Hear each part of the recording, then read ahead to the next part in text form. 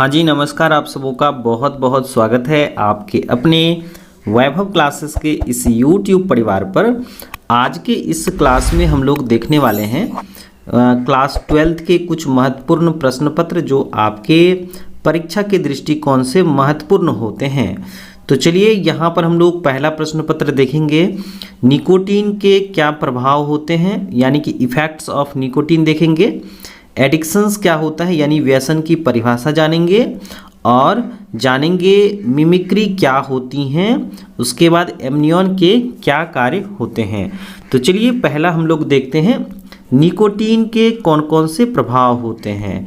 तो यहाँ पर जो है हम लोग सबसे पहले समझें कि जो निकोटीन होता है वो आपके अलग अलग जो है पेय पदार्थों में जो आपके अलग अलग जो है, जैसे सिगरेट हो गए, उसके बाद चिविंग टोबैको हो गया, निकोटीन पैचेज हो गए, इन सबों में क्या होता है, कुछ विशेष प्रकार के रसायन होते हैं जो हम लोगों में लत पैदा करती हैं।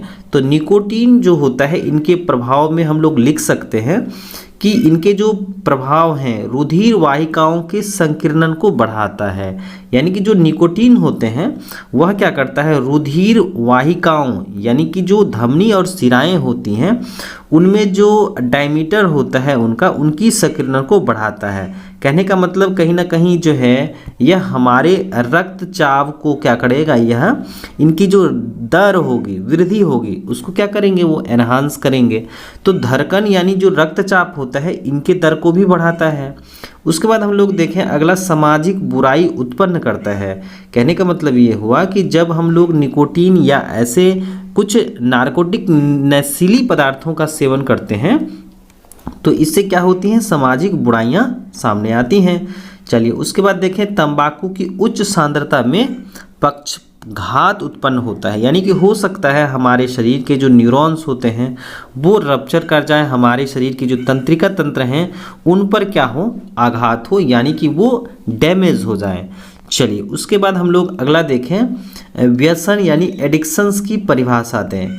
तो इसको हम लोग ऐसे समझ सकते हैं कि धूम्रपान, अल्कोहल एवं ड्रग्स लेने की जो है भौतिक एवं मानसिक लत या निर्भरता को ही हम लोग क्या कहते हैं, एडिक्शंस कहते हैं। अगर कोई भी व्यक्ति क्या करता है, सिगरेट, शराब या गुटखा खाने की आदत डालता है और वह क्या करता है, उसके बिना नहीं रह पाता है, तो उसी को हम लोग लत कहते हैं या इसी को आप निर्भरता कह सकते हैं। तो यहाँ पर किस तरह से जो है हम लोगों को एडिक्ट लगता है, यानी कि व्यसन होता है। तो सबसे पहले हम लोग क्या करते हैं, प्रयोग करते हैं। जैसे क्या होता है, जैसे अगर हम लोग शराब की ही बात करें तो क्या होता है कि पहले हमारे मित्र क्या करते हैं, आज बर्थडे है, फिर हम लोग जो है इसका क्या करेंगे, इसको हम लोग जांचेंगे, ट्राई करेंगे कि कैसा लगता है ना। उसके बाद जो हम लोग क्या करते हैं, रेगुलर यूज़ करने लगते हैं, तो फिर जो है हम लोग जो है धीरे धीरे इनके आदी होने लगते हैं। उनका धीरे धीरे हम लोग को क्या करना होता है, यहाँ पर हम लोग जब तक नहीं उसका उपयोग करेंगे मन नहीं लगेगा। उसके बाद है प्रॉब्लम्स और रिस्क, है ना। अगर हम लोग नहीं करेंगे तो फिर जो है मज़ा नहीं आएगा और फिर हम लोग क्या कर जाते हैं, उस पर आधारित हो जाते हैं। अगर नहीं पिएंगे तो काम करने में मन नहीं लगेगा। तो जो हम लोगों को व्यसन लगती हैं, एडिक्शंस होता है, तो एक है कि आप एक्सपेरिमेंटेशंस यानी कि जो प्रयोग होता है वो किसी भी वजह से हो सकते हैं। दूसरा, रेगुलर यूज करते रहते हैं। फिर प्रॉब्लम्स रिस्क यूज करते हैं और उसके बाद जो है हम लोग उस पर डिपेंड्स हो जाते हैं। चलिए उसके बाद हम लोग देखें मिमिक्री यानी कि अनुहरण क्या होता है। तो अनुहरण जो होता है वह एक जैविक प्रक्रिया है। क्या है, बायोलॉजिकल प्रोसेस है जहाँ पर एक जीव अपने पर्यावरण या किसी अन्य जीव की तरह दिखने के लिए अपने रूप, रंग या व्यवहार को ही बदल देता है ताकि वह खुद को शिकारी से बचा सके और शिकार करके छिप सके। यह अक्सर किसी निर्जीव वस्तु या अन्य जीवों की नकल होती हैं जिससे वह अपनी परिस्थिति को क्या कर देता है, छलावर बना लेता है। जैसे यहाँ पर हम लोग देखें कि ये हमारी क्या है, पत्तियाँ हैं और पत्तियों के जैसे ही हमारे यहाँ पर कीट हैं, है ना। यहाँ पर जो पत्ती हैं आपको यहाँ पर जो दिख रहा है ये हम लोगों को कैसा दिख रहा है, सूखी पत्तियों के जैसे दिख रही हैं, लेकिन वास्तविक तौर पर यह क्या है, ये इंसेक्ट है, यानी ये क्या है, कीट है ना, ये कीट हैं।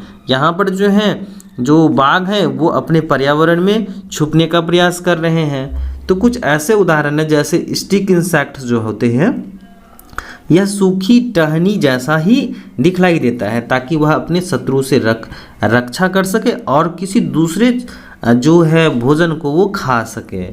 उसके बाद डेड लीफ बटरफ्लाई जो होते हैं, यह सूखी पत्ती की तरह दिखता है ताकि वह अपने परिवेश में क्या कर सके, ओझल हो सके, छिप सके।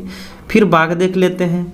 तो यहाँ पर जो है बाघ शिकार करते समय जो है बाघ अपने आसपास के वातावरण में छुपने का यानी कि जो है मिमिक्री करने के जरिए जो है वह अपने आप को रक्षा या रक्षित कर पाता है। उसके बाद देखें एमनियन के कार्य। जो एमनियन होते हैं, सबसे पहले हम लोग ये समझें कि एमनियन क्या होते हैं।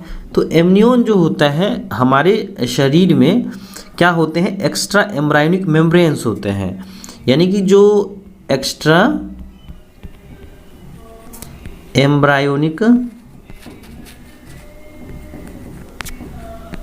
मेम्ब्रेन होते हैं जो क्या करता है, भ्रूण को सुरक्षा प्रदान करता है। जैसा कि आप यहाँ पर देख सकते हैं एमनियन की बात हो रही है, और एमनियन जो होते हैं वह ये जो गर्भ में पल रहे शिशु हैं इनके चारों तरफ क्या होता है, एक परत जैसा होता है। तो एमनियन हो गया, और एमनियन के अंदर क्या रहते हैं, बहुत सारे द्रव रहते हैं भरे हुए, जिसको हम लोग एमनियोटिक फ्लूइड भी कहते हैं। तो ध्यान रखना है कि जो एमनियन होते हैं वो एक प्रकार के क्या हैं, परत हैं, और इसमें परत में जो बंद द्रव होते हैं उसको हम लोग एमनियोटिक द्रव कहते हैं। तो अब आइए कार्य देख लेते हैं कि एमनियन के मुख्य कार्य जो भ्रूण की रक्षा करना है ना, क्या करना है, भ्रूण की रक्षा करना है। तो यहाँ पर भी आप देख सकते हैं ये है एमनियन है ये, और एमनियन के अंदर एक द्रव है जिसको हम लोग एमनियोटिक द्रव कहते हैं। चलिए अब यहाँ पर हम लोग देखें जो एमनियोटिक द्रव से भरा रहता है, जैसे यहाँ पर दिखाया गया है, जिससे यह झटकों से बचाता है और शरीर के तापमान को नियंत्रित करता है। यानी कि यह टेम्परेचर्स को भी जो है यानी बॉडी टेम्परेचर्स को भी क्या करता है, यह रेगुलेट करता है। यह भ्रूण को विकसित होने और चलने के लिए यह सुरक्षित वातावरण प्रदान करता है ताकि जो बच्चे होंगे वह गर्भ में आसानी से क्या कर सकेंगे, मूव कर सकेंगे। तो आइए यहाँ पर एक एक करके हम लोग देखते हैं कि इनके कौन कौन से कार्य होते हैं। पहला हम लोग देखेंगे सुरक्षा करता है, यानी कि एमनियोटिक द्रव भ्रूण को आघात या झटकों से बचाता है। उसके बाद देखें तापमान नियंत्रण में, यानी कि एमनियोटिक द्रव भ्रूण के शरीर के तापमान को स्थिर रखने में मदद करते हैं, यानी कि यह टेम्परेचर्स को क्या करते हैं, मेंटेन करने का काम करते हैं। उसके बाद आगे देखिए पोषण और अपशिष्ट पदार्थों का निष्कासन करते हैं, यानी कि यह पोषक तत्वों के भ्रूण तक पहुंचने और अपशिष्ट पदार्थों को बाहर निकालने में क्या करता है, मदद करता है। तो ये सभी के सभी क्या हैं, एमनियन के कार्य हैं। और उसके अंदर पाए जाने वाले जो एमनियोटिक फ्लूइड्स हैं वो क्या करते हैं, बच्चे के पोषण में बच्चे को जो है बाहरी आघातों से बचाने का कार्य करते हैं। उसके बाद देखते हैं गति की अनुमति, यानी कि यह भ्रूण को गर्भाशय में स्वतंत्र रूप से घूमने की अनुमति देता है, जिससे उसकी मांसपेशियां, हड्डियों का विकास होता है। उसके बाद आगे देखिए प्रसव के दौरान भूमिका, यानी कि एमनियोटिक थैली का फटना प्रसव की शुरुआत का संकेत हो सकता है। यानी कि जो एमनियोटिक द्रव होते हैं यह प्रसव के दौरान बच्चे को शरीर से बाहर निकालने में, शरीर को स्वतंत्रता पूर्वक जो है मूव कराने में, पोषक तत्वों यानी अपशिष्ट पदार्थों को आदान प्रदान या निष्कासन में, सुरक्षा प्रदान करने में और तापमान को नियंत्रित करने में करते हैं। यानी कि एमनियन जो होते हैं कुल मिलाकर के यहाँ पर जो है बच्चे के लिए एक आवश्यक घटक होता है। उसके बाद यहाँ पर हम लोगों ने क्या क्या देखा, निकोटीन के बारे में, व्यसन्स के बारे में, अनुहरण यानी मिमिक्री के बारे में यहाँ पर हम लोगों ने देखा। फिर हम लोग नेक्स्ट क्लास में देखेंगे महत्वपूर्ण 4 या 5 प्रश्न पत्र जो आपके बिहार बोर्ड परीक्षा के लिए महत्वपूर्ण होंगे। तो चलिए आज के लिए बस इतना ही, हम लोग मिलते हैं नेक्स्ट क्लास में। और जो बच्चे इस चैनल पर नए हैं चैनल को सब्सक्राइब कर लीजिएगा, अपने साथी के साथ ज़रूर शेयर कीजिएगा ताकि आने वाले वीडियोस की नोटिफिकेशन सबसे पहले आपको मिल सके। तो चलिए आज के लिए बस इतना ही, मिलते हैं हम लोग नेक्स्ट क्लास में।